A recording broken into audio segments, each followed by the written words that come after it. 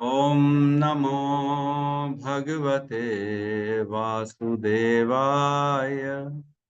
ओम नमो भगवते वासुदेवाय। ओम नमो भगवते वासुदेवाय। यः स्वानुभावम् अखिलं श्रुतिसारमेकम् आध्यात्मदीपम् अतितीर्षितां तमोऽन्धम् संसारिणां करुणयः पुराणगुह्यम् तं व्याससूनम् उपयामि गुरुं मुनीनाम्। नारायणं नमस्कृत्य नरं चैव नरोत्तमं देवीं सरस्वतीं व्यासं ततो जयमुदीरये। श्रवणतं स्वकथा कृष्ण पुण्यश्रवण कीर्तिनः हृदयन्तस्तो हि अभद्राणि विदुनोति सुहृत्सताम्। नष्टप्रायेषु अभद्रेषु नित्यं भागवत सेवया भगवती उत्तम श्लोके भक्तिर्भवति नैष्टिकी। श्रवणतः श्रद्धया नित्यं गृणतश्च स्वचेष्टितं कालेन नातिदीर्घेण भगवान् विशते हृदि। कृष्णाय वासुदेवाय देवकी नंदनाय च नंदगोपकुमाराय गोविंदाय नमो नमः। जय श्री कृष्ण चैतन्य प्रभु नित्यानंद श्री अद्वैत गदाधर श्रीवासादि गौर भक्ता वृंद। हरे कृष्णा कृष्णा कृष्णा हरे हरे, हरे राम राम राम हरे हरे। हरे कृष्णा कृष्णा कृष्णा हरे हरे, हरे राम राम राम हरे हरे। हरे कृष्णा कृष्णा कृष्णा हरे हरे, हरे राम राम राम हरे हरे। हरे कृष्णा। सभी भक्तों का स्वागत है प्रातःकालीन भागवतम सेवा में, जो हम रोज करते हैं। कितने सौभाग्यशाली हैं हम कि भगवान ने रोज नित्य प्रतिदिन ब्रह्म मुहूर्त में भागवतम की सेवा दे दी। श्रवण करना, कीर्तन करना भगवान का, इससे उत्तम और क्या हो सकता है? इससे ज्यादा अच्छा जीवन में कुछ भी नहीं हो सकता। जो भी ये कर पा रहा है वो बहुत ही भाग्यशाली, क्योंकि एक तो सबसे पहली बात तो श्रीमद् भागवतम का श्रवण करना ही बहुत मुश्किल है, सबको प्राप्त नहीं। बहुत अनगिनत जन्मों के पुण्यों के बाद व्यक्ति को श्रीमद् भागवतम का ज्ञान, श्रीमद् भागवतम का जो है ना श्रवण करने का मौका मिलता, और उसके बाद नित्य प्रतिदिन रोज, ये तो बहुत बड़ी बात है। तो हम उन चुनिंदा लोगों में से हैं जो नित्य प्रतिदिन भगवान की सेवा में लगते हैं। केवल सुनना भगवान की सेवा है। क्या कभी ऐसा सोचा है केवल सुनना सेवा हो सकती है? भगवान प्रसन्न हो जाते हैं उनकी सेवा करने से, और केवल सुनने से भगवान प्रसन्न हो जाते हैं। ये कोई क्रिया है बताओ? किसी के हाथ पैर दबाएंगे, किसी के लिए कुछ लाएंगे तब तो प्रसन्न होगा? नहीं नहीं, भगवान केवल सुनने से प्रसन्न हो जाते हैं। जिसने श्रीमद् भागवतम का श्रवण किया उससे भगवान से प्रसन्न हो गए। बताओ कितने कितने सरल स्वभाव के हैं भगवान। कोई सुनेगा तो प्रसन्न हो जाए। उनको अच्छा लगता है, मेरे बारे में सुन रहा है ना, हाँ बस ठीक है, खुश हो जाते हैं। तो इतनी आसानी से भगवान को प्रसन्न किया जा सकता है, लेकिन संसार में लोग जो है ना, उनको ज्ञान ही नहीं, लगे पड़े हुए हैं पता नहीं क्या क्या, है ना, अष्टांग योग, ये योग वो योग कर रहे हैं, है ना, पढ़े जा रहे हैं, अध्ययन में करे जा रहे हैं। ना साध्यति माम योगो, है ना, ना सांख्य धर्म उद्धव, न स्वाध्याय तपस त्यागो यतोर भक्ति ममो अर्जिता। मुझे अर्जित कर लेता। अर्जित का अर्थ होता है जब हम किसी को खरीद लेते हैं ना, उसको अर्जन कहते हैं। हमने कुछ श्रम किया, उसके बदले में हमने प्राप्त किया, है ना। जैसे सैलरी होती है, एक महीना काम किया, फिर आखिरी में हमने सैलरी प्राप्त की, तो अर्जित की, हमने सैलरी अर्न की, है ना। वैसे ही कह रहे हैं, न साध्यति माम योगो, मेरे को कोई योग योग से प्राप्त नहीं कर सकता, साध्य मेरे को नहीं कर सकता। न सांख्य धर्म उद्धव, न ज्ञान के अनुशीलन से, ये पढ़ लिए वो पढ़ लिए उससे प्राप्त हो जाएंगे भगवान, तो नहीं हो सकते। न स्वाध्याय, पढ़ो दिन रात वेदों को उपनिषदों को, तपस त्यागो, तपस्या से और त्याग से भी भगवान को प्राप्त नहीं किया जा सकता। यथोर भक्ति ममो अर्जिता, केवल मेरी भक्ति करने से मेरे को अर्जित कर लेता है, मेरे को खरीद लेता है। मैं उसकी प्रॉपर्टी बन जाता हूँ मुझे खरीद लिया उसने। तो कितना आसान है भगवान को प्राप्त करना। बस भगवान हमें क्या कह रहे हैं कि अपना मन दो, है ना। भगवान को क्या चाहिए? मन चाहिए। मन मना भव मद भक्तो मद्याजी माम नमस्कुरु मामेव एवं आत्मानम मत परायण। मेरे को अपना मन दो, मेरी भक्ति करो, मेरा नाम लो, मुझे नमस्कार करो और मुझे प्रणाम करो। केवल यही बोल रहे हैं भगवान। न कोई पैसा दो, न कोई डॉलर दो, न कोई यज्ञ करो, न घी डालो, न सोने की जो है ना कुछ दान दो, गाय दान दो, ये दो, नहीं नहीं, कुछ नहीं। केवल मन दो। मन देना आसान है कि मुश्किल है? क्या कहेंगे है आसान कि मुश्किल है? है तो मुश्किल, बहुत कठिन है मन देना। है मन ही तो एक ऐसी चीज है जो हमारे कंट्रोल में नहीं, लेकिन है ना भगवान कहते हैं केवल अभ्यासेन तु कौन्तेय वैराग्यम च गृह्यते। अभ्यास और वैराग्य से मन को कंट्रोल किया जा सकता है। तो मन को कंट्रोल करके हमको भगवान को अर्पित करना है। ठीक है, तो बहुत अच्छा लग रहा है और आपके कारण मेरा रोज श्रीमद् भागवतम में अध्ययन हो रहा है। आप लोगों को बहुत बहुत धन्यवाद जो आप लोग आते हैं, प्रेरणा बढ़ाते हैं सुनने के लिए, पढ़ने के लिए। इतनी गहराई से कौन पढ़ेगा, नहीं तो कोई नहीं पढ़ेगा। तो आज हम श्लोक क्रमांक 31 में प्रवेश करेंगे। कल हमने 26 से 30 जो श्लोक थे उनका 3 दिन की जो है ना लगातार 4 दिन की हमने उसमें चर्चाएं करी, जिसमें भगवान के गुणों के बारे में पृथ्वी चर्चा करती है। तो आज 31 से और आगे बढ़ने की कोशिश करेंगे। तो अब वर्णन कर रही है और इसी डिटेल में वर्णन करी कि क्यों वो दुखी हैं, क्या कारण है उनके शोक का। ठीक है, तो जैसा प्रश्न पूछा गया था उनसे धर्म के द्वारा, है ना, धर्म ने प्रश्न किया था कि आपकी कांति क्यों चली गई, आप दुखी क्यों लग रही हैं। तो उसका वर्णन बताई कि भगवान ऐसे हैं, उनके गुण इतने, ये तो कुछ गुण मैंने बताए हैं, लेकिन अनेक गुण हैं भगवान के, और वो ऐसे गुण के खान वो चले गए हैं, इसलिए मैं दुखी हूँ, है ना। तो भगवान के जाने से दुखी हो गई है पृथ्वी माता। तो 31 नंबर श्लोक में आज प्रवेश करते हैं। क्लियर है? हाँ प्रभु जी। श्लोक क्रमांक 31, अध्याय 16। महाराज परीक्षित ने कलयुग का सत्कार किस प्रकार किया। स्कंद 1। आत्मानं चानुशोचामि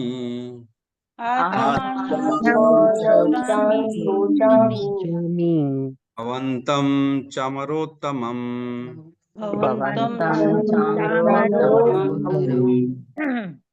देवान् पित्रान् ऋषीन् साधून्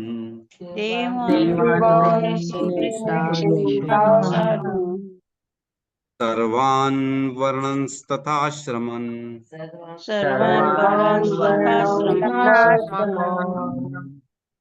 आत्मानं च अनुशोचामि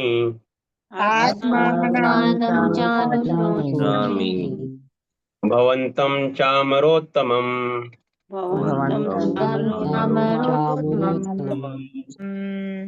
देवान् पितॄन् ऋषीन् साधून्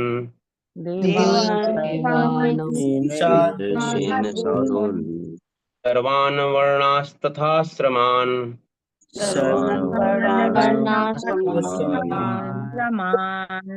आत्मानं चानुशोचामि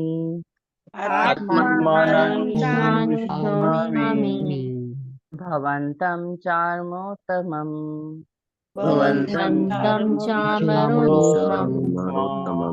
देवानं प्रीतिनुश्रीणम्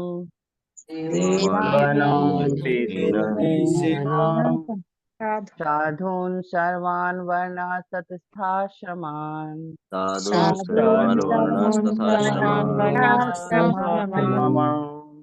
आत्मानं च शोचामि शोचामि भवन्तं च मरुत्तमम् भवन्तं नरोत्तम देवान् कृतेन ऋषीन् साधून्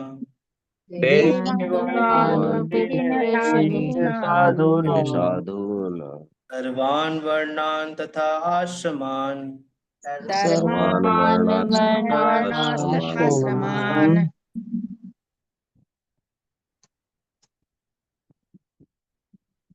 हे देवताओं में श्रेष्ठ, मैं अपने विषय में तथा आपके विषय में और उसी के साथ साथ सभी देवताओं, ऋषियों, पितृलोक के निवासियों, भगवत भक्तों तथा वर्णाश्रम धर्म के पालकों सभी मनुष्यों के विषय में भी सोच कर रही हूँ। ओम अज्ञानतिमिरन्धस्य ज्ञानांजन शलाकया चक्षुरुन्मीलितं येन तस्मै श्री गुरुवे नमः। श्री चैतन्य मनोभीष्टं स्थापितं येन भूतले स्वयं रूपः कदा मह्यं ददाति स्वपदान्तिकम्। वन्देऽहं श्रीगुरु श्रीयुतपदकमलं श्रीगुरून् वैष्णवांश्च श्रीरूपं सागरजातं सहगण रघुनाथान्वितं तं सजीवं साद्वैतं सावधूतं परिजन सहितं कृष्ण चैतन्य देवं श्री राधा कृष्ण पादान् सहगण ललिता श्री विशाखान्वितांश्च। हे कृष्ण करुणा सिंधु दीन बंधु जगतपते गोपेश गोपिका कांता राधा कांत नमस्तुते। तप्त कांचन गौरांगी राधे वृंदावनेश्वरी वृषभानुसुते देवी प्रणमामि हरिप्रिये। वाञ्छाकल्पतरुभ्यश्च कृपा सिन्धुभ्य एव च पतितानां पावनेभ्यो वैष्णवेभ्यो नमो नमः। नमो विष्णुपादाय कृष्णपृष्ठाय भूतले श्रीमते भक्तिवेदांत स्वामीति नमस्ते सरस्वती देवे गौरवाणी प्रचारिणे निर्विशेष शून्यवादी पाश्चात्य देशतारिणे। जय श्री कृष्ण चैतन्य प्रभु नित्यानंद श्री अद्वैत गदाधर श्रीवासादि गौर भक्तवृंद। हरे कृष्णा कृष्णा कृष्णा हरे हरे, हरे राम राम राम हरे हरे, हरे कृष्ण। श्लोक क्रमांक 31। ये पृथ्वी के द्वारा कहा जा रहा है, ये श्लोक है ना। पृथ्वी देवी क्या कह रही है? आत्मानम च अनुशोचामि, अपने बारे में, आत्मानम मैं अपने बारे में और सभी के बारे में शोक कर रही हूँ। आत्मानम चा अनुशोचामि, अपने बारे में शोक कर रही हूँ और भी सभी लोगों के बारे में शोक कर रही हूँ। ऐसा नहीं है कि मुझे केवल अपने प्रॉब्लम चल रही, सबका प्रॉब्लम दिख रहा है मेरे। पृथ्वी कह रही है। और क्या कह रही? भवंतम चा अमरोत्तमम। भवंतम मीन्स हे धर्म के देवता आप, देवताओं में श्रेष्ठ धर्म आप। धर्मराज भी देवता है ना, यमराज जो है उन्हीं को धर्मराज कहा जाता है। और वही यहाँ पे जो है बैल के रूप में खड़े हैं, तो वो देवताओं में श्रेष्ठ कहलाएंगे क्योंकि धर्म का पूरा नॉलेज है उनको। 12 महाजनों में से एक है धर्मराज, यमराज, जिनको धर्म के बारे में मालूम है। बाकी बहुत कम लोगों को मालूम है। इंद्र को नहीं मालूम है धर्म के बारे में, सही धर्म क्या है। तो यहाँ कह रहे हैं देवताओं में श्रेष्ठ भवंतम, आप धर्म स्वयं, आपके बारे में भी शोक कर रही हूँ। और च अमरोत्तमम, सभी देवताओं को अमरोत्तमम, अमरों में श्रेष्ठ, देवताओं में अमरों में अमर रखा गया देवताओं को, क्योंकि उनकी लाइफ एक मनवंतर तक चलती है। तो एक मनवंतर एक बहुत बड़ी लंबी आयु होती है, इसलिए अमर कहा गया। लगभग लगभग अमर के समान है। सभी देवताओं में अमर की कोटि में, सभी देवताओं को अमर अमर की कोटि में रखा गया। तो यहाँ पे अमरोत्तमम, अमरों में आप सबसे ऊपर हो। हे धर्मराज, आप देवताओं में अमरों में सबसे ऊपर हो। और क्या करें? बाकी सभी देवताओं के बारे में भी शोक कर रही हूँ। ऐसा नहीं है कि मैं केवल अपने बारे में सेल्फ सेंटर्ड हूँ। हम सबके बारे में सोचते हैं प्रभु जी, हम अपने बारे में नहीं, हम हर किसी के बारे में सोचते हैं। तो पृथ्वी माता देवान, देवताओं के बारे में भी शोक कर रही हैं। पित्रान, पितृलोक में रहने वाले जितने लोग हैं उनके लिए भी शोक कर रही हैं। ऋषीन, जो ऋषि जो हैं वो उनके बारे में शोक कर रही हैं। साधून, और साधु, भक्तों के लिए, साधु यहाँ पे भक्तों के लिए कहा गया है। जो भगवत भक्त हैं, जो भगवान की भक्ति में लगे रहते हैं, उनके लिए भी शोक कर रही हूँ। और सर्वान, सभी के लिए शोक कर रही हूँ। वर्णांस तथा आश्रमान, सभी वर्ण और आश्रम में रहने वाले लोगों के लिए भी शोक कर रही। किसके लिए शोक नहीं कर रही है? सबके लिए लगभग शोक कर दिया उन्होंने। जो भी भगवत प्राप्ति कर सकते हैं उन सभी के लिए शोक कर रही। क्यों? क्योंकि कृष्ण जा चुके, कृष्ण जा चुके हैं पृथ्वी से। यहाँ कह रही है कि क्यों सबके बारे में, तो एक एक करके समझते हैं। देवताओं के बारे में शोक कर रही। तो देवताओं के बारे में कहा गया है कि देवता, भगवान ने भगवत गीता के 3 अध्याय के 11 और 12 इन श्लोकों में देवताओं के बारे में बताया। क्या कहते हैं? 3.11 में, यज्ञों के द्वारा प्रसन्न होकर देवता तुम्हें भी प्रसन्न करेंगे और इस तरह मनुष्यों तथा देवताओं के मध्य सहयोग से सबों को संपन्नता प्राप्त होती है। तो यहाँ कह रहे हैं भगवान कृष्ण अर्जुन को कि यज्ञ करना चाहिए जिससे देवता प्रसन्न होते हैं, और देवता प्रसन्न होते हैं तो मनुष्यों को प्रसन्न करते हैं, उनको सारी विभूतियां, सारे चीजें देते हैं। और 12वें में कहते हैं, जीवन के विभिन्न आवश्यकताओं की पूर्ति करने वाले विभिन्न देवता यज्ञ संपन्न होने पर प्रसन्न होकर तुम्हारी सारी आवश्यकताओं की पूर्ति करेंगे, किंतु जो इन उपहारों को देवताओं को अर्पित किए बिना भोगता है वह निश्चित रूप से चोर है। अगर देवताओं से मिला कुछ और उनको देवताओं को अर्पित नहीं किया तो वह चोरी कहलाती है। तो कहने का मतलब भगवान कह रहे हैं कि आपसी लेन देन देवताओं के साथ करते रहना चाहिए, जिससे दोनों की आवश्यकता पूर्ति होती है। आप जैसे हम जानते हैं पुरुषार्थ, 4 पुरुषार्थ बताए गए हैं, धर्म, अर्थ, काम और मोक्ष। धर्म के अनुसार अपने जीवन को जीना चाहिए। धर्म क्या है? यज्ञ करना, अर्पित करना, ये सारा धर्म है। धर्म के अनुसार कुछ चीज मिल रही है, देवताओं को हमने यज्ञ किया, उनको अर्पित किया, उनको प्रसाद दी, जो भी उनको दिया, उसके बाद कुछ प्राप्त हुआ तो उससे हम अपनी इच्छा पूर्ति कर सकते हैं। धर्म, अर्थ, काम, अर्थ प्राप्त हुआ, उससे हम अपनी इच्छाओं को पूरी करेंगे और अंत में भगवान की प्राप्ति, मोक्ष करेंगे। तो भगवत प्राप्ति इज मस्ट। कहते हैं 2 प्रकार की मुक्तियां होती हैं, एक होती है डायरेक्ट मुक्ति और एक होती है क्रम मुक्ति। क्रम मुक्ति में क्या होता है? व्यक्ति जब शरीर छोड़ता है तो उसको ऊपर के लोकों में, स्वर्ग लोक में देवताओं की पदवी मिलती है। तब एक मनवंतर तक के लिए वो देवता बनेगा। फिर उसके बाद जब उसका शरीर छूटेगा तो उसके ऊपर के लोक में जाएगा, महर लोक, वहां पे तपस्या करेगा। फिर उसके ऊपर लोक में जाएगा, जन लोक, तप लोक, सतलोक, इस प्रकार ब्रह्म लोक तक पहुंचेगा। और फिर ब्रह्मा जी की जब आयु खत्म होगी तब ब्रह्मा जी के साथ वो भी फिर भगवान की प्राप्ति को गोलोक वृंदावन चला जाएगा। तो एक होती है क्रम मुक्ति और एक होती है डायरेक्ट मुक्ति।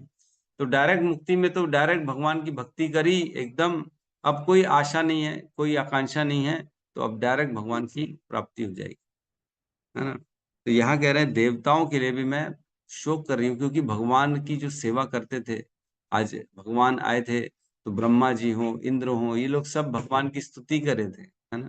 भगवान के लिए अलग अलग उन्होंने, इंद्र ने जो है कामधेनु गाय को, सुरभि गाय को लेके आए थे और उनसे भगवान का अभिषेक किया था, कृष्ण का, गोवर्धन लीला के समय।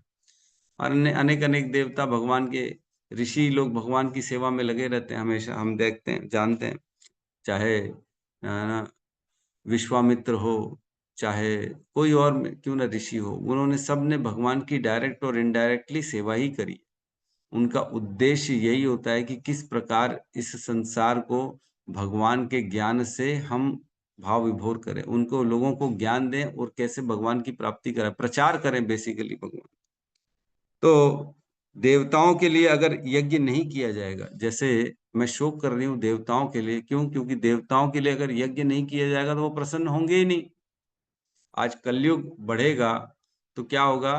देवताओं को लोग भूल जाएंगे, देवताओं को यज्ञ नहीं करेंगे, उनकी पूजा नहीं करेंगे तो देवता रुष्ट हो जाएंगे और मानव जाति को सारी चीजें प्रदान नहीं करेंगे। तभी तो आजकल बारिश नहीं हो रही, कहीं पे देखो तो सूखा चल रहा है, कहीं बारिश ज्यादा हो जा रही, बाढ़ आ जा रही, अस्त व्यस्त होती जा रही सारी चीजें। क्यों? क्योंकि कलयुग का प्रकोप बढ़ रहा है, लोग देवताओं से दूर हो रहे हैं, उनको यज्ञ नहीं कर रहे हैं, उनकी पूजा अर्चना नहीं कर, ये बड़ी प्रॉब्लम है। और फिर ऋषियों के लिए क्यों संतप्त हूँ, क्यों परेशान हूँ?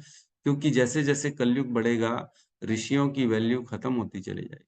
शूद्र ऊपर बढ़ेंगे और ब्राह्मण नीचे चले जाएंगे बेचारे।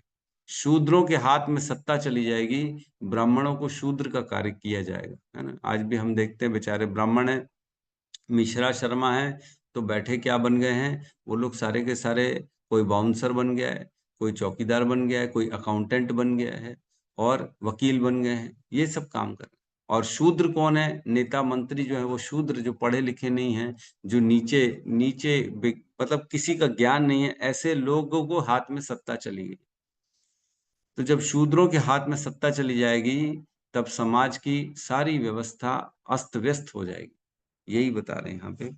और कह रहे हैं पितृआन, पितृलोक, पितरों के निवासियों के लिए क्यों वो शोक कर रही हैं? क्योंकि जैसे जैसे कलयुग बढ़ेगा लोगों की मति भ्रमित हो जाएगी और पितरों के लिए जो कार्य किए जाते हैं, श्राद्ध, पिंड आदि क्रियाएं, वो सारी की सारी बंद हो जाएंगी।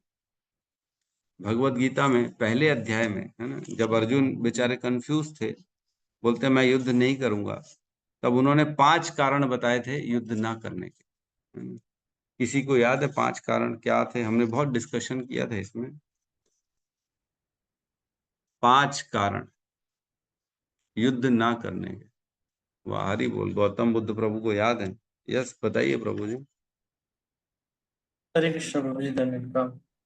पहले तो प्रभु जी पाप था, दया था, सामाजिक दृष्टिकोण से था, अनिर्णित था, और एक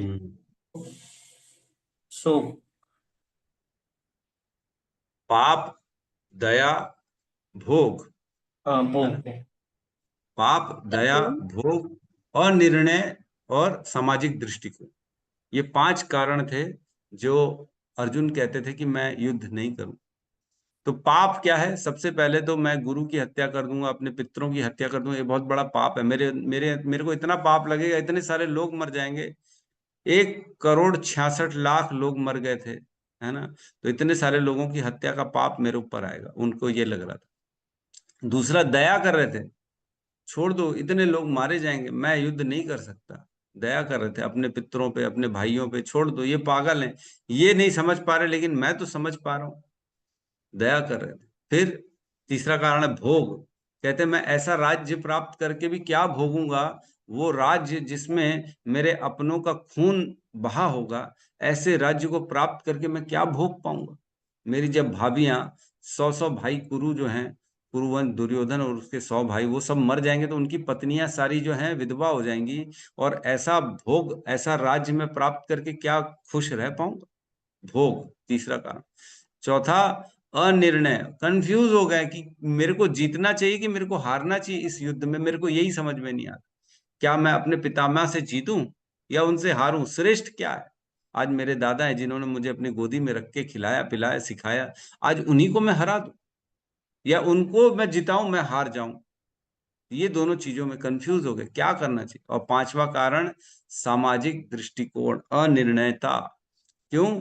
कहते हैं अगर मैं इनको सबको मार दूंगा तो जो सीनियर लोग हैं वो मर जाएंगे और समाज में जो है कुप्रथाएं चालू हो जाएंगी और वर्ण संकर उत्पन्न हो जाएगा। इसकी स्त्रियां उससे, उसकी स्त्रियां इधर इधर उधर चली जाएंगी, क्योंकि सारे जो है वो लोग मर जाएंगे, क्षत्रिय मर जाएंगे, तो शूद्रों से विवाह कर लेंगी, शूद्रों की शरण में चली जाएंगी, और इस प्रकार पिंड आदि क्रिया सारी की सारी नष्ट हो जाएगी। 1.41 में कहते हैं, 1.41 भगवत गीता में कहते हैं, अवांछित संतानों की वृद्धि से निश्चय ही परिवार के लिए तथा पारिवारिक परंपरा को विनष्ट करने वालों के लिए नारकीय जीवन उत्पन्न होता है। ऐसे पतित कुलों के पुरखे पितृलोक गिर जाते हैं, क्योंकि उन्हें जल तथा पिंड दान देने की क्रियाएं समाप्त हो जाती। तो भगवत गीता में इस श्लोक को रखा गया है कि पितृ लोक में जो पितृ हैं वो नीचे गिर जाते हैं अगर उनको जल और पिंड श्राद्ध आदि क्रिया नहीं करके उनको अर्पण नहीं किया जाता। और यही बता रहे हैं अगर वर्ण संकर हो गया तो ये सारा नॉलेज खत्म हो जाएगा और लोग श्राद्ध नहीं करेंगे, पितृ लोगों को कुछ अर्पण नहीं करेंगे, तो उनके पितृ बेचारे नारकीय जीवन में चले जाएं। ये कोई छोटी मोटी बात नहीं है। आजकल के लोग ऐसे ही हो गए, अरे तीसरा चौथा पांचवा करो, खत्म करो, कितने दिन करोगे यही सब काम? अब तो मॉडर्न जमाना आ गया, तो शमशान में जलाया, उसके बाद कहीं कोई लेना देना नहीं है। बोले ठीक है, वो गए अपने घर गए, हमको अपने काम में लगने दो। इवन लोग तो अंतिम संस्कार में भी नहीं आते। हमारा, मेरे ही साथ पढ़ा हुआ एक लड़का हमारे साथ स्कूल में पढ़ता था, कुछ साल पहले, साल भर पहले, 1.5 साल पहले उसकी माता या पिता कौन खत्म हो गया था।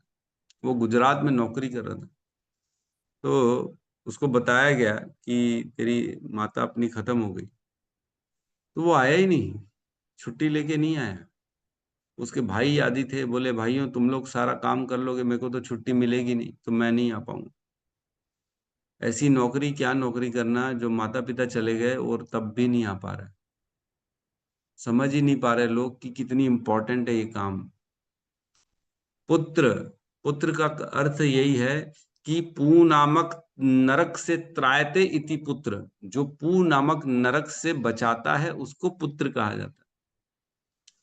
और आजकल तो लोग नरक में ढकेलने का काम कर रहे हैं अपने पितरों को, पिंड, पिंड की क्रिया नहीं कर रहे, है ना?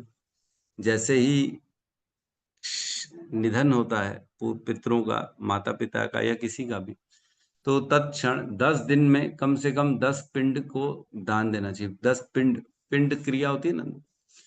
तो जैसे जैसे हम पिंड देते हैं वैसे वैसे जो शरीर छूटा, जिस आत्मा का, जीव आत्मा, उसको एक दिव्य, उसको एक सूक्ष्म शरीर प्रदान होता है। अगर पिंड नहीं छोड़ा जाएगा तो उसको शरीर में कुछ ना कुछ डिफॉल्ट चालू हो जाएगा। अगला शरीर जो मिलेगा उसको फॉल्टी शरीर मिलेगा, मतलब कुछ अंग कम रहेंगे, कोई हाथ नहीं रहेगा, ये नहीं रहेगा, वो नहीं रहेगा। पिंड क्रिया बहुत ज्यादा जरूरी है, पिंडिक क्रिया, है ना। 10 पिंडों से पूरा शरीर बनता है उनका, तब जाके वो कंफर्टेबल होते हैं। अगर हमारा एक हाथ नहीं रहे तो कैसा लगेगा? अनकंफर्टेबल रहेंगे ना, कुछ काम नहीं कर पाएंगे। वैसे ही होता है, पिंड करने से, पिंड क्रिया करने से जो हमारे जीवात्मा जो गया है उसको पूरा शरीर मिलता है, नहीं तो नहीं मिलता। तो ये सारे कार्य करना अति आवश्यक। लोग ब्राह्मणों को कुछ नहीं देते हैं, है ना, अरे ये तो पैसा लूटने आया है, पैसा लेने आई है। अरे श्रद्धा से अगर ब्राह्मण को देंगे तब वह वस्तु डायरेक्ट हमारे पितरों को मिलती है। जैसे एटीएम से हम इधर बैंक में डालते हैं और दूसरे ब्रांच से निकालेंगे तो पैसा निकल जाता है, वैसे ही यहाँ पे अगर हम ब्राह्मणों को कोई चीज देते हैं तो पितृ लोक में हमारे पितरों को वो प्रदान किया जाता है डायरेक्ट। तो अब यहाँ पे शोक कर रही है, क्यों? क्योंकि कलयुग का प्रकोप बढ़ जाएगा और पितृ लोकों को भी सुविधाएं नहीं मिलेगी, उनको नरक, नारकीय लोकों में भेज दिया जाएगा। आगे कह रहे हैं भगवत भक्तों के लिए मैं दुखी हूं। भगवत भक्त तो ऑब्वियसली जो कृष्ण के भक्त हैं वो कृष्ण के जाने से दुखी दुखी होंगे, और उनको चाहिए क्या? भक्तों को कृष्ण के अलावा क्या चाहिए? कुछ नहीं चाहिए, बड़े दुखी होते। देखा नहीं युधिष्ठिर को, जैसे ही भगवान गए तो वो दुखी हो गए, अब उनसे नहीं हो पाएगा। बोले उन्होंने तुरंत तब तत्क्षण सारा राज्य उसको दे दिया, परीक्षित को, और ये लोग सब पांचों भाई प्रयाण के लिए निकल गए। उन्होंने बोला अब कोई मतलब नहीं हमारे इस स्थान में रहने का। और वर्णाश्रम धर्म के पालकों और सभी मनुष्यों के विषय में भी शोक कर रहे हैं। तो वर्ण आश्रम, 4 वर्ण और 4 आश्रम हमने चर्चा करी है। वर्ण और आश्रम, 4 वर्ण होते हैं, कौन कौन से? ब्राह्मण, वैश्य, क्षत्रिय और ब्राह्मण, वैश्य, क्षत्रिय और शूद्र, ये 4 वर्ण हो गए। 4 आश्रम हो गए, ब्रह्मचर्य, गृहस्थ, वानप्रस्थ और सन्यास, ये 4 आश्रम हो गए। इन सारे लोगों के लिए भी मैं शोक कर रही हूँ, क्योंकि हमने पढ़ा है 1.2.13 और 14, 13 और 14 में, उसमें बताया गया है वर्ण आश्रम का उद्देश्य क्या है। अतः पुंभी द्विज श्रेष्ठ वर्ण आश्रम विभागशः स्वनिष्ठुतस्य धर्मस्य संसिद्धिम हरितोषण। वर्ण और आश्रम का उद्देश्य ही यही है कि संसिद्धिम हरितोषणम, हरि की तुष्टि होनी चाहिए। ऐसे कार्य हों वर्ण और आश्रम समाज में जिससे भगवान की तुष्टि हो, भगवान के प्रति इंक्लिनेशन बढ़े। अदरवाइज वह वर्ण व आश्रम बेकार है जिसमें भगवान की प्राप्ति नहीं हो पाती। इसीलिए कहा गया है तस्माद एकेन मनसा भगवान सात्वताम पति श्रोतव्य कीर्तितव्यस्य ध्येयस्य पूज्यस्य नित्यदा, इसलिए एक मन से भगवान की रोज नित्यदा रोज श्रोतव्य है, सुनना चाहिए, कीर्तितव्यस्य उनके नाम का जप करना चाहिए, ध्येयस्य पूज्यस्य नित्यदा उनका ध्यान करना चाहिए और उनकी पूजा करनी चाहिए रोज नित्य। तो ये हाँ, इसलिए पृथ्वी केवल अपने लिए शोक नहीं कर रही है, वह सभी के लिए शोक कर रही हैं, हर प्रकार के लोगों के लिए, इवन धर्म आपके लिए भी बोल रही है मैं शोक कर रही हूँ, देवताओं के लिए शोक कर रही हूँ, पितरों के लिए शोक कर रही हूँ, और ऋषियों के लिए शोक कर रही हूँ, भगवत भक्तों के लिए शोक कर रही हूँ, और सभी वर्ण आश्रम में लोग जितने उनके लिए भी शोक कर रही हूँ, क्योंकि कृष्ण जा चुके हैं इस संसार से। कृष्ण गए तो हमने कहा ना, हमने पढ़ा ना, कृष्ण गए तो धर्म ने फिर किसकी शरण ली। एक श्लोक आता है ना, जब कृष्ण जाए, कृष्ण उपदाम यद, कृष्ण उपदाम सत, क्या एक श्लोक है जिसमें कहते हैं कृष्ण अपने धाम चले गए तो अब धर्म ने किसकी शरण ली। तो जब तक कृष्ण थे तब तक धर्म अच्छे से था, लेकिन जैसे ही कृष्ण गए तब कलयुग का प्रकोप स्टार्ट हो गया और धर्म की हानि होनी चालू हो गई। तो तात्पर्य में कहा गया, उसमें कहते हैं जब ईश्वर कृत वर्णाश्रम धर्म जो पशु चेतना का मानव चेतना में और मानव चेतना का ईश चेतना में विकास के निमित्त होता है, मूर्खों की प्रगति द्वारा छिन्न कर दिया जाता है, तब शांति पूर्वक प्रगतिशील जीवन की समस्या समस्त ढांचा चरमरा जाता है। जब ईश्वर कृत वर्णाश्रम धर्म, ईश्वर कृत जो ईश्वर ने बनाया वर्ण आश्रम और धर्म को, उसका उद्देश्य क्या है, जो पशु चेतना में लोग हैं, जो पशु सामान्य जी रहे हैं, उनको उठाना चाहिए और उनको मानव चेतना तक लाना चाहिए।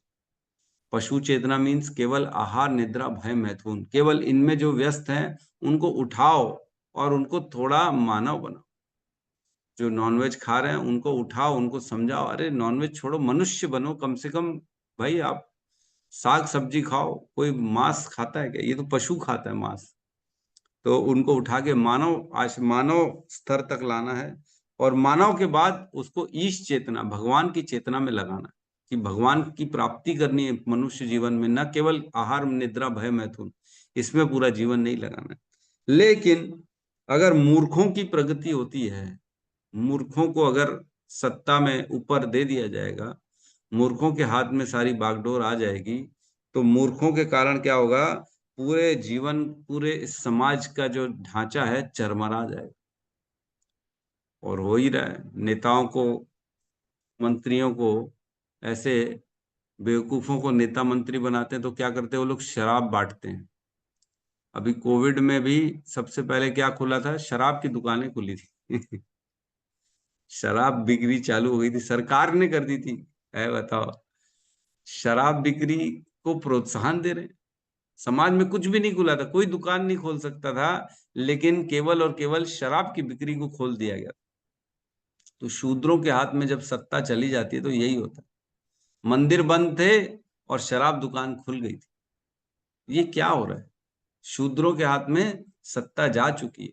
तो ऐसे में क्या होगा, समाज की व्यवस्था चरमरा जाएगी, लोगों को ईश चेतना नहीं होगी, केवल भोग चेतना होगी, केवल खाना पीना। तभी तो ये सब रेप हो रहे हैं, तभी तो चोरियां डकैतियां हो रही, किसी को किसी के बारे में कोई सोच नहीं रहा है। वो पति देखो तो उसको, पति को ले गई हनीमून में, धक्का देके उसको मार डाला। कोई दूसरे को देख रहे तो ड्रम में काट के डाल रही है। इतने इतने पीस करके लोग अपने शादी कर रहे हैं और बच्चों को मार रहे हैं, पति को मार रहे हैं, यही काम हो रहा है। क्योंकि चेतना उनकी विकसित ही नहीं, वो नीचे हैं अभी भी, क्योंकि कभी पढ़ा ही नहीं, कभी सुना ही नहीं। इस प्रकार यहाँ पे पृथ्वी बड़ी शोक कर रही, सबके लिए शोक कर रही।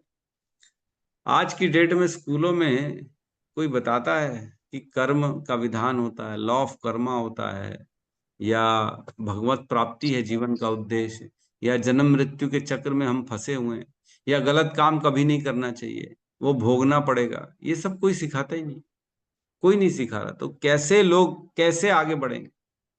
बच्चों को ये तक नहीं मालूम देवी देवता और भगवान में अंतर क्या। बच्चों को ये नहीं मालूम भगवान कौन है। जो बच्चे बच्चे बड़े हो गए उनको गीता का एक श्लोक तक नहीं मालूम, गीता का उद्देश्य, गीता इतना डिवाइन नॉलेज है उसके बारे में कुछ मालूम ही नहीं। खाली मालूम है तो फिजिक्स केमिस्ट्री मैथ्स यही पढ़ रहे हैं।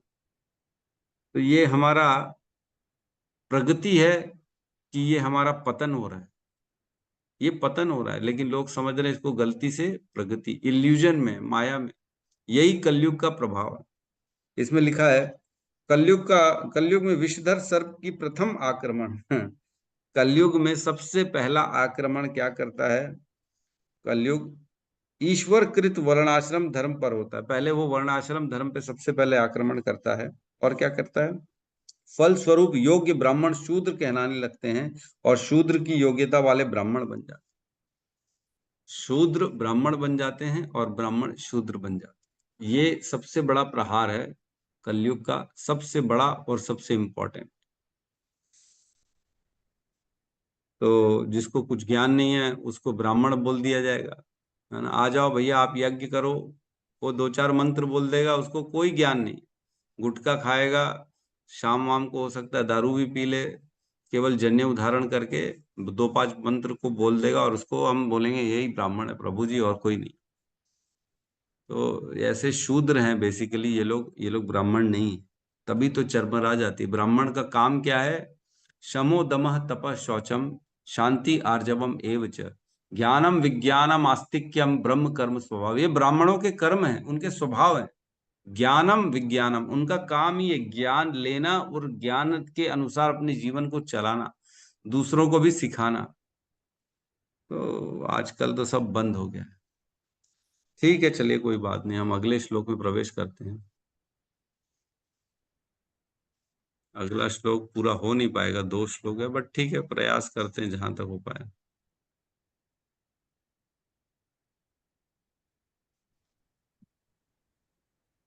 क्या हो गया? 32 और 33 ये 2 श्लोक हैं, साथ में हैं। तो 32 को पहले लेते हैं, फिर 33 को लेंगे, ठीक है।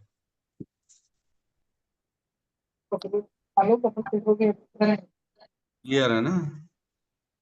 जी श्लोक क्रमांक 32। ब्रह्मादयो बहुतितं यद पांग मोक्षः ब्रह्मादयो ब्रह्मादयो बहुतितं कामास्तपः समचरन् भगवत् प्रपन्ना संचरण सा श्री सवासमरविंद वनं विहाय शाश्वतवनं विहाय यदपाद सौभगमलं भजते अनुरक्तः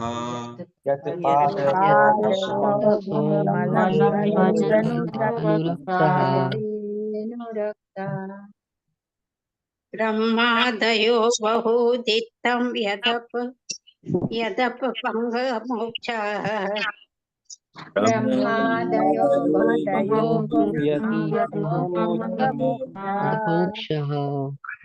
कामस्तपः समचरन् भगवत् प्रपन्ना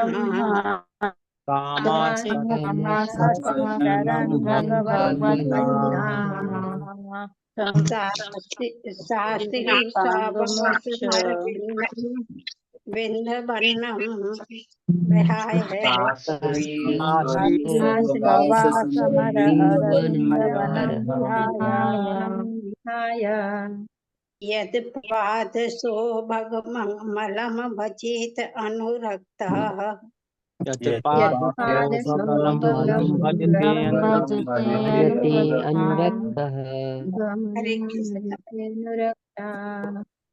ब्रह्मादयो बहुतिथं यद पांगमोक्ष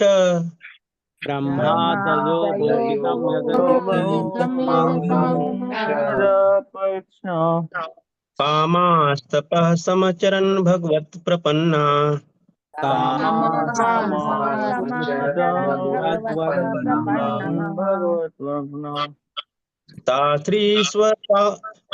शास्त्रीस्वसमविदवनं विहाय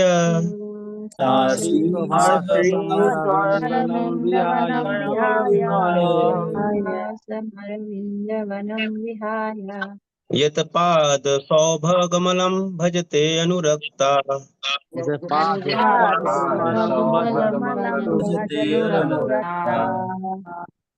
ब्रह्मादयो बहुतिथं यत् पाङ्गमोक्ष ब्रह्मादयो भौतिकं कामास्तपः समचरन् भगवत् प्रपन्नाः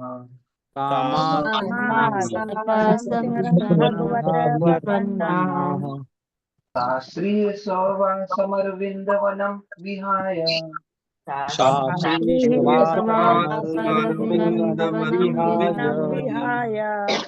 यत्पाद सौभगमङ्गलं भजते अनुरक्ता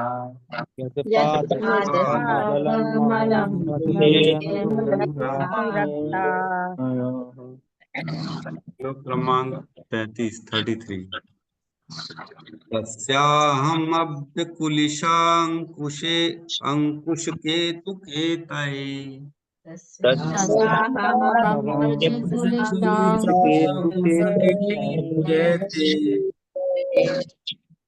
तस्याहमब्जकुलिशाङ्कुशकेतुकेतये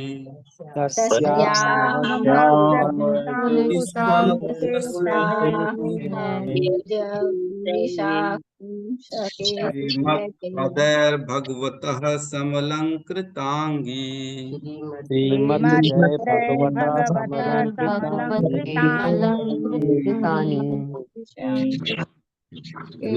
वीररोच उपलभ्य ततो विभूतिम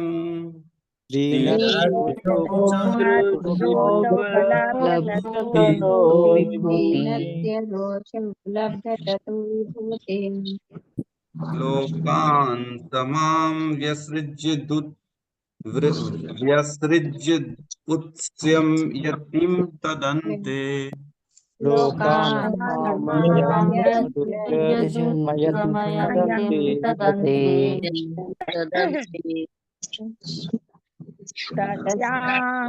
तस्याहम् अब्जकुलिशाङ्कुश केतुकेतये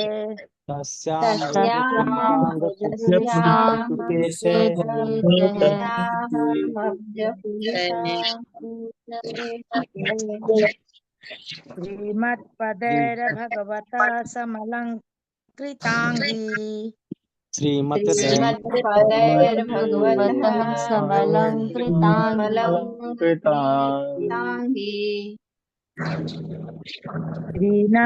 श्रीनाथ्यरोचौपलभ्य ततो विभूतिम्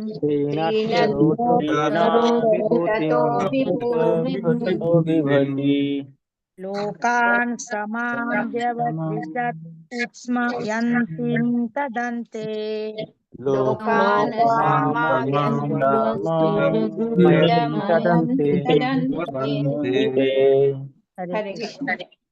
तस्याहमब्जकुलिशाङ्गकुशकेतुकेतयः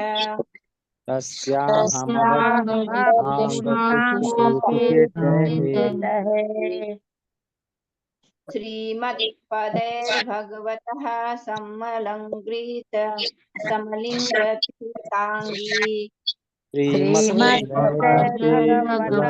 समलिङ्गताङ्गी त्रिनत्यरोच उपलभ्य ततो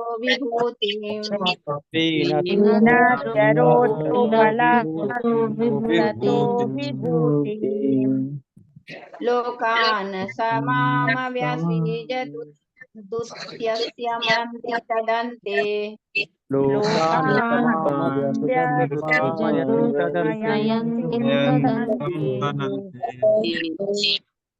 अनुवाद।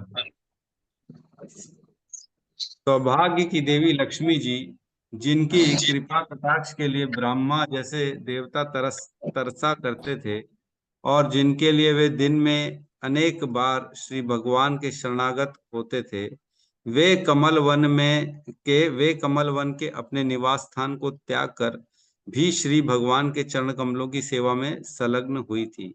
मुझे वे विशिष्ट शक्तियां प्राप्त हुई थी जिनसे मैं श्री भगवान के चरण कमलों के चिन्ह, ध्वजा, व्रज, अंकुश तथा कमल से अलंकृत होकर तीनों लोकों की संपत्ति को परास्त कर सकती थी। लेकिन अंत में जब मैंने अनुभव किया कि मैं कितनी भाग्यशालिनी हूं, तब श्री भगवान ने मुझे त्याग दिया। तब इस श्लोक से पृथ्वी माता बता रही हैं कि मैं दुखी क्यों हूं। भगवान का विरह सह पाना बड़ा कठिन। 32, 33, 34, 35 इन 4 श्लोकों में पृथ्वी वर्णन करती है कि भगवान का विरह सह पाना बड़ा मुश्किल है, अत्यंत कठिन है, आसान नहीं है। तो क्यों वो अपने शोक के बारे में बता रही कि मैं क्यों शोकाकुल हूं। तो बता रही हैं, ब्रह्मादयो बहुतितम यदपांग मोक्ष। ब्रह्मादयो, ब्रह्मा और आदि जैसे देवता है ना, अनेक अनेक देवता जो हैं, ब्रह्मा आदि देवता, बहुतितम यदपांग मोक्ष, बहुत समय तक, बहुतितम बहुत दिनों तक, यदपांग मोक्ष जिनकी कृपा कटाक्ष की कामना करते हैं, यदपांग मोक्ष।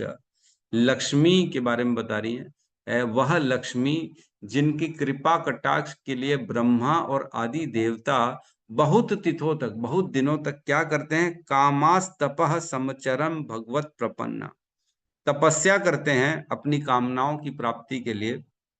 कामास तपह, सम्यक रूप से अच्छे से तपस्या करते बहुत दिनों तक। समचरम, समचरण, समचरण मीन्स अच्छे से तपस्या करी अपने कामनाओं के लिए, है ना। किसके लिए, ताकि लक्ष्मी जी की कृपा कटाक्ष हो सके उनके ऊपर।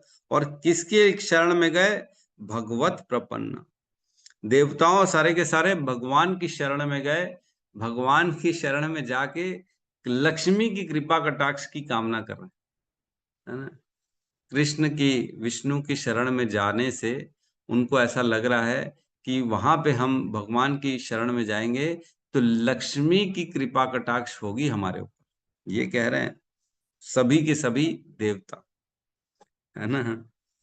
तो ऐसा नहीं है कि डायरेक्ट लक्ष्मी जी के शरण में जा रहे हैं, उनको मालूम है कि लक्ष्मी जी की अगर कृपा कटाक्ष चाहिए तो हमको कृष्ण की शरण में जाना है। और क्या करें अगली लाइन में, सा श्री, वह लक्ष्मी, वह सा श्री, वह जो लक्ष्मी है उनके बारे में बता रही हैं।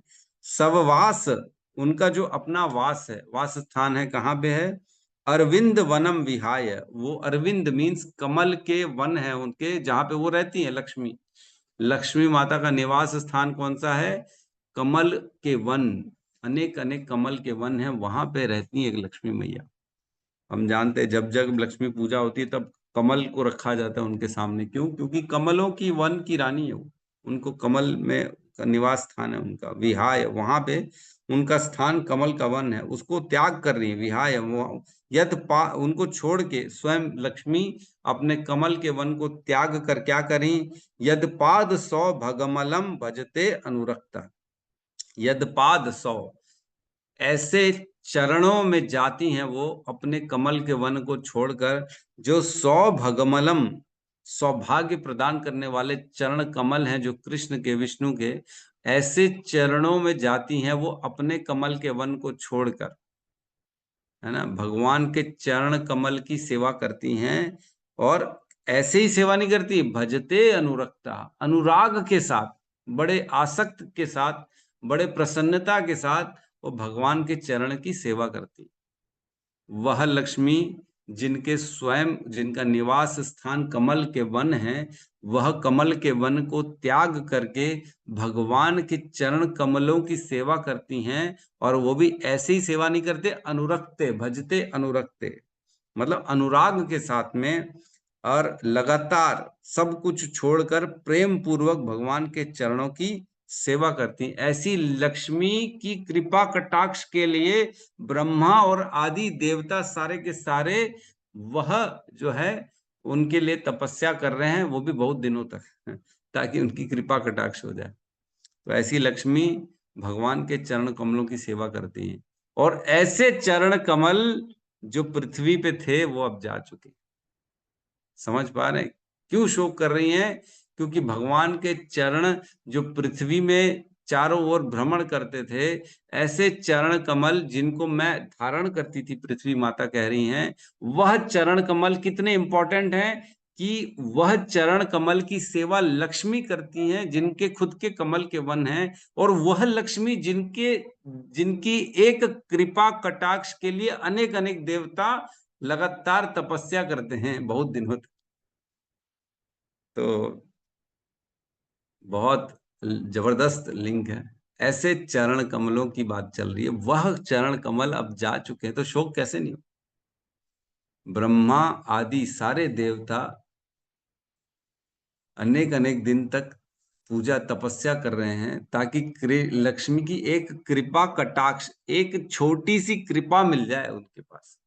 लक्ष्मी की कृपा एक छोटी सी, और वह लक्ष्मी अपना स्थान छोड़कर भगवान के चरणों में जाती है उनकी सेवा करने के लिए।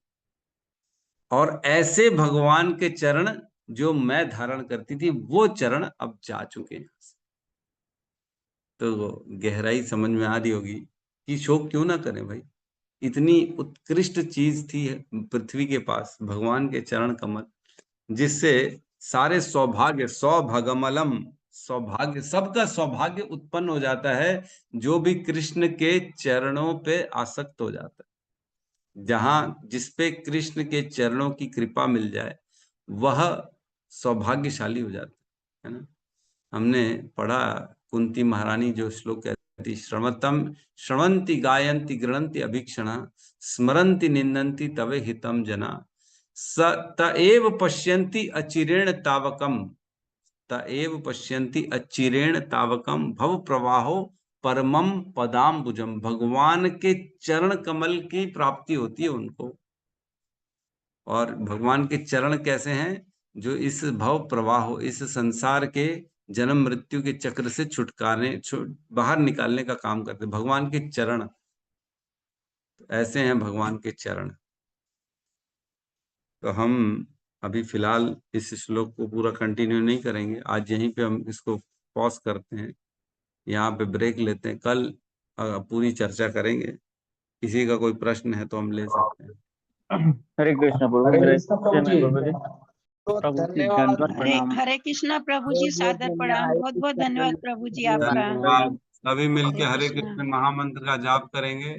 हरे कृष्णा हरे हरे कृष्ण हरे कृष्ण हरे कृष्ण हरे हरे हरे राम राम हरे हरे राम राम राम राम राम राम हरे हरे हरे। हरे हरे समस्त हरे भक्त कृष्ण वृंद की जय। जय श्रील प्रभुपाद जय की राधे जय। ताई जय गौर प्रेमानंदे हरि हरि बोल। हरि बोल। हरे हरे कृष्ण प्रभु जी दंडवत प्रणाम। प्रणाम प्रणाम। हरे कृष्ण हरे कृष्णा प्रणाम। प्रभु जी, दंडवत प्रणाम। प्रणाम माता जी। हरे कृष्ण प्रभु जी। हरे कृष्ण माता।